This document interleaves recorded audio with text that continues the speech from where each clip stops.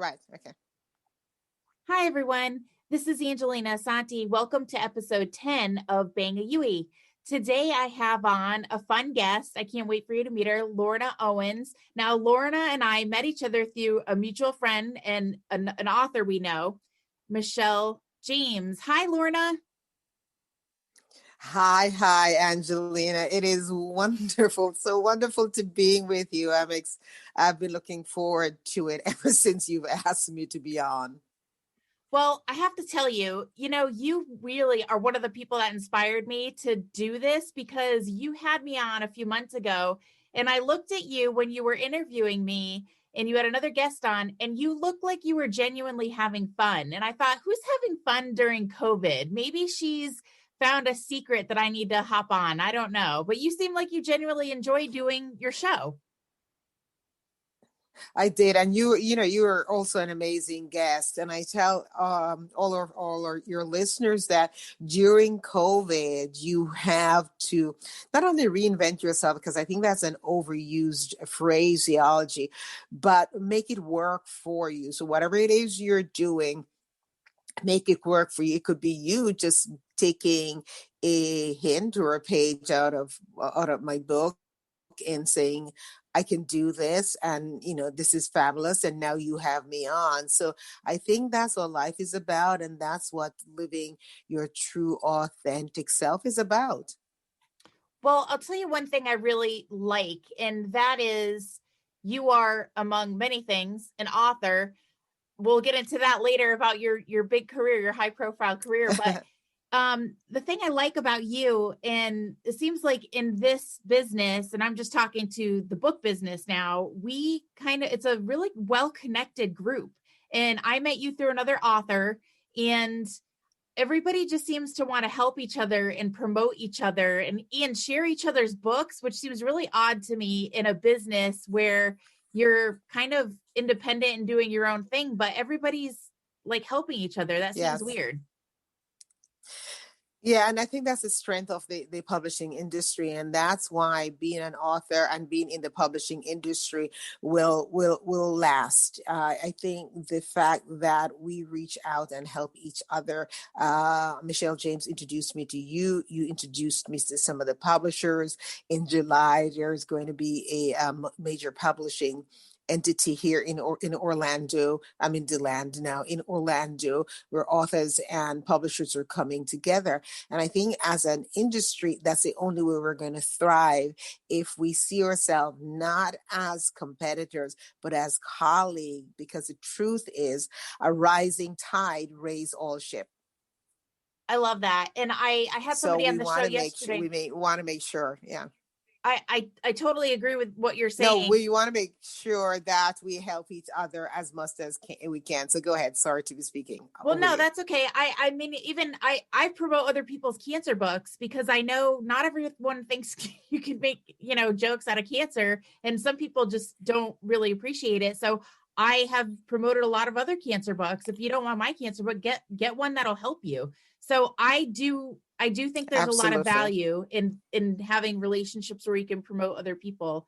And I write humor.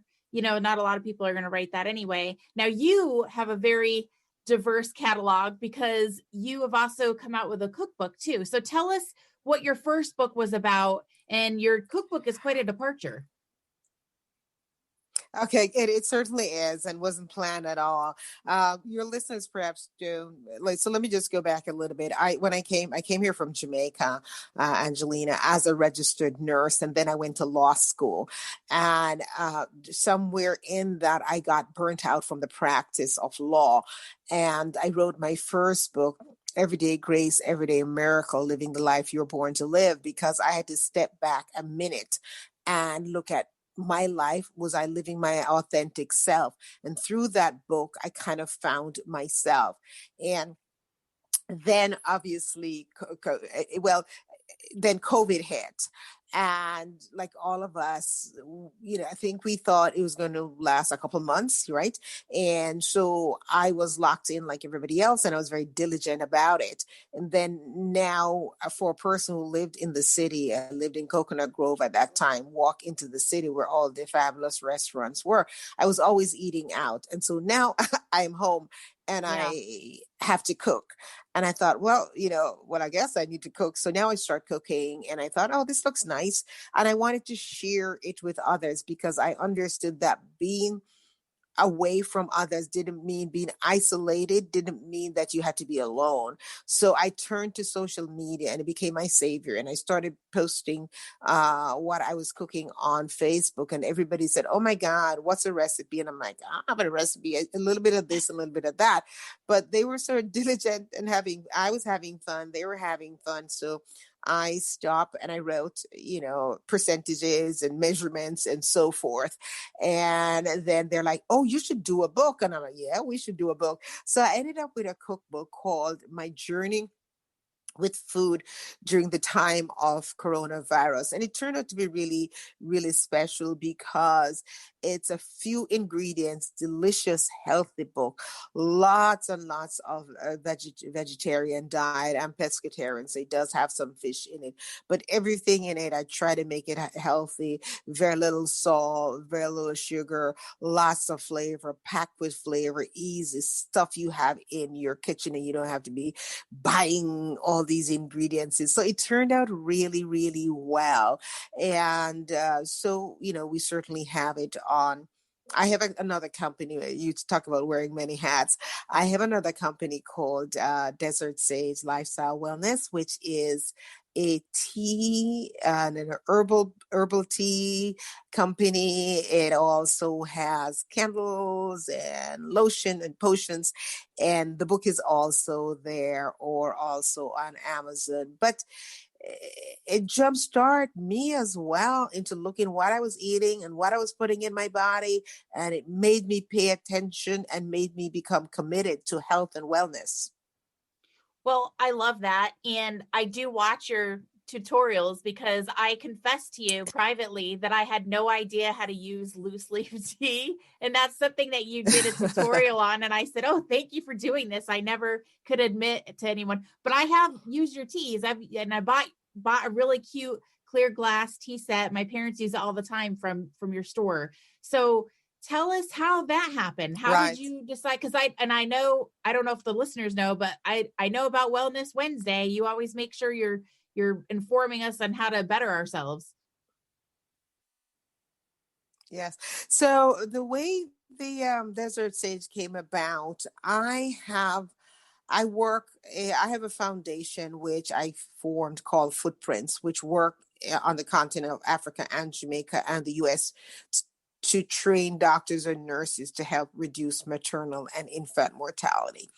And I didn't want to be fundraising all the time because it didn't, it was me, and I don't know how to write a grant or anything like that. Right. Me And neither. so I wanted something that would be something that would assist my foundation. So when you purchase any of our teas or candles, 15% goes to Footprints. So I've always loved fragrance and candles. I'm a candle girl. I mean, I wake up every morning, I take a moment to breathe and meditate, and my candle is always on. So I created these candles, and they really came out really well. They were doing well. And then I was doing pop-ups in West Elms and Pottery Barns. Want to say hello to them because they've been really good to local artisans.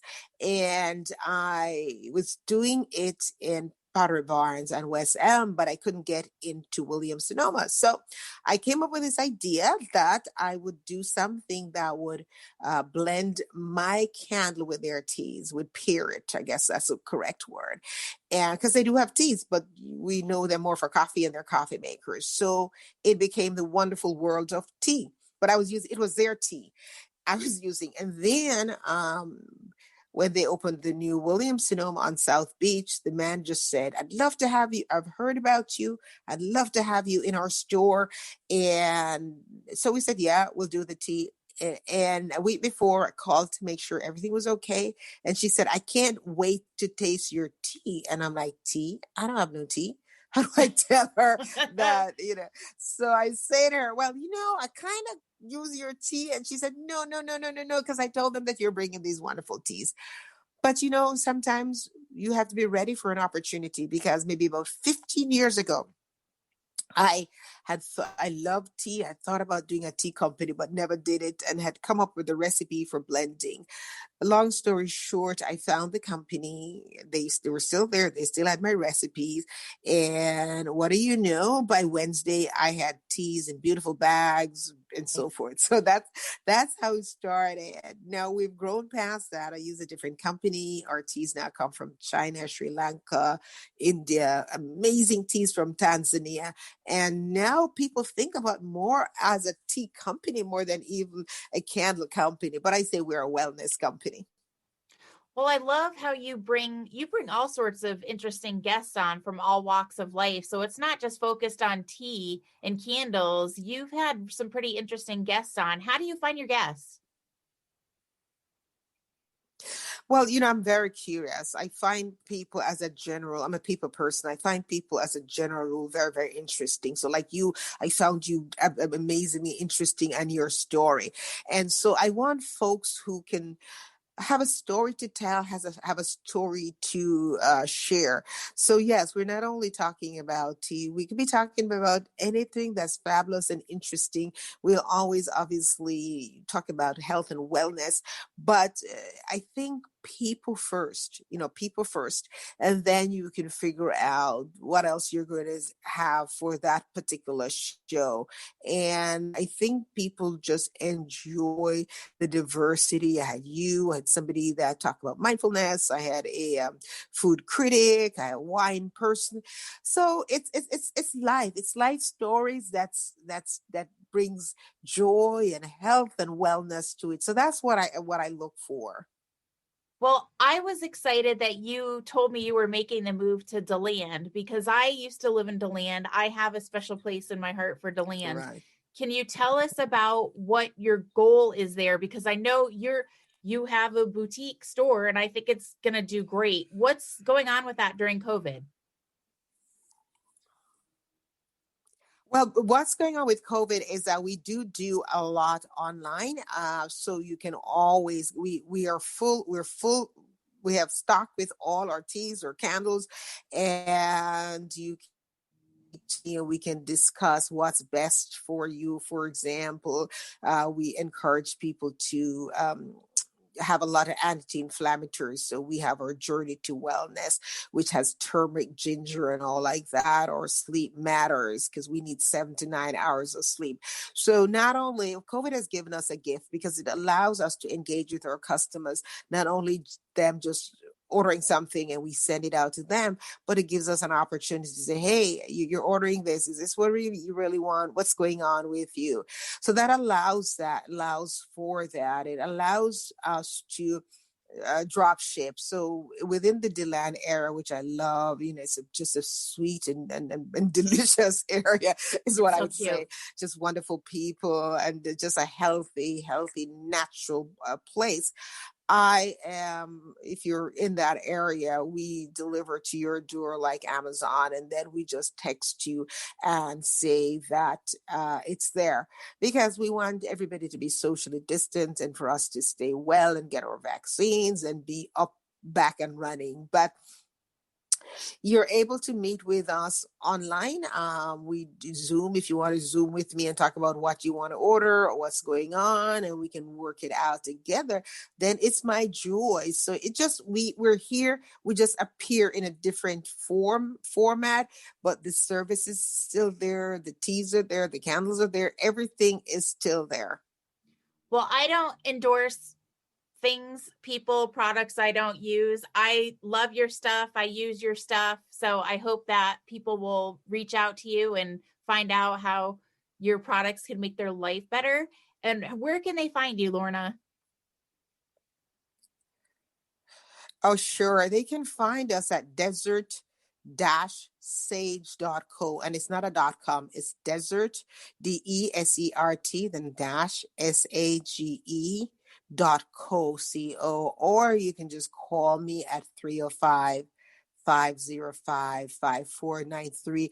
Love to talk to you, folks. Our health is our wealth. We really got to get it done. We got to be planned forward with our diet. Got to drink that